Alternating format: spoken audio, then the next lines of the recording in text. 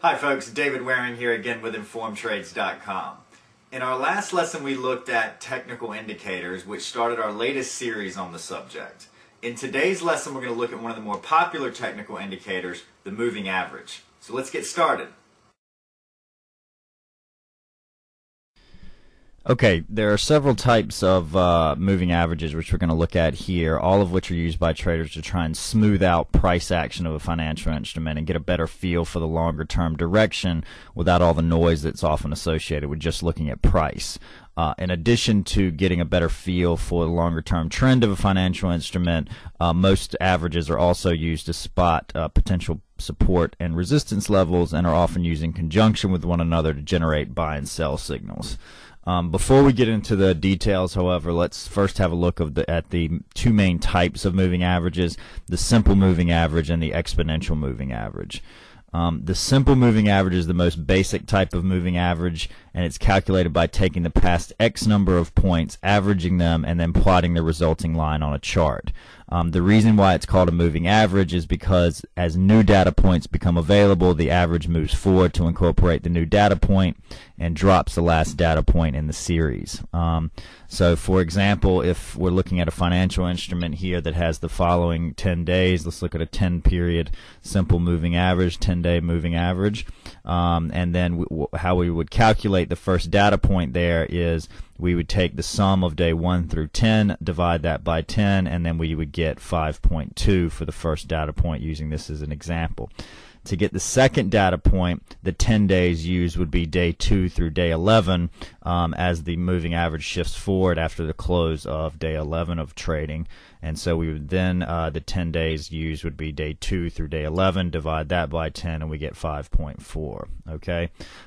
You don't really need to understand all the math behind this, as most charting packages, if not all charting packages, will calculate the simple moving average for you and plot it on the chart. And that's what it looks like there, and you can see how the price action is smoothed out using the moving average.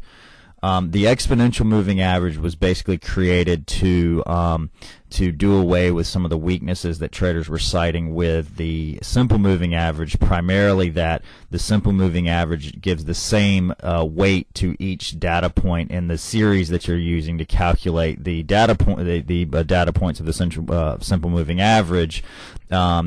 And basically the critics say there that the more recent data points, so if we're looking at a 10-day moving average, day say 9 and 10, should be given more weight because they're more relevant to future price action. So the exponential moving average was created and it gives, what it does is it gives more weight to the more recent data points, and therefore it reacts faster to price movement. So here's the formula for the exponential moving average. I'm not going to go into the details on this one because it's much more complicated, but basically you just need to understand that the simple moving average is going to react slower than the exponential moving average because it's giving the same weight to the first data point in the series as it does to the last, where exponential moving averages are going to give more weight to the last data point in the series than they are to the first.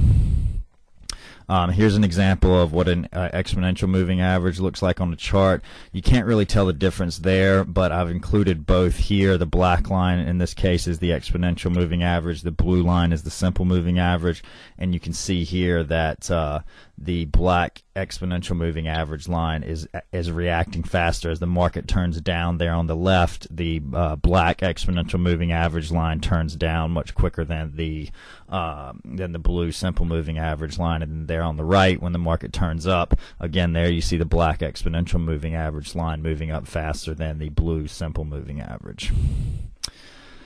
As far as which moving average traders use in their trading, in general, it's gonna depend on the time frame of their trades. If the trader is looking to capture shorter term price moves, a lot of times he'll use the exponential moving average because it's going to react faster. If he's looking to capture longer term price moves, he's going to focus on the simple moving average because it's going to generate less false trading signals. Okay. Lastly, they'll also look at the financial instrument that they're trading and the price action in relation to both the moving averages historically and incorporate their strategy into that, and look at which is given better trading signals based on their strategy and the financial instrument that they're looking to trade. Okay, so that's our lesson for today. In tomorrow's lesson, we're going to look at some different ways that traders use moving averages to trade, so we hope to see you in that lesson. As always, if you have any questions or comments, please feel free to leave them in the comments section below, and have a great day.